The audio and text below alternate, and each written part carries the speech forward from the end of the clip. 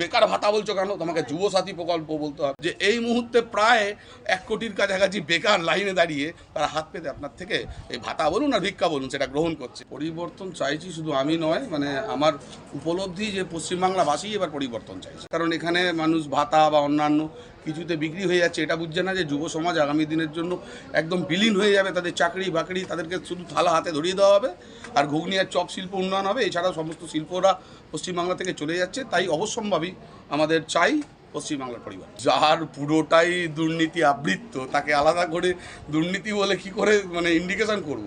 মানে স্পেসিফিক জায়গায় গালে একটা তিল হলে হয়, পুরো মুখটাই যদি তিলে ভরা হয় তাহলে তাকে আমি কিভাবে প্রমাণিত করব?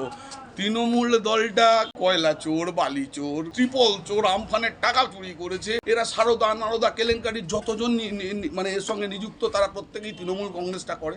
ইভেন কি জিহাদি শক্তি আজকে যারা আসছে আতঙ্কবাদী ধরা পড়ছে তারাও নাকি তৃণমূলের নেতা। চাকরির দরকার।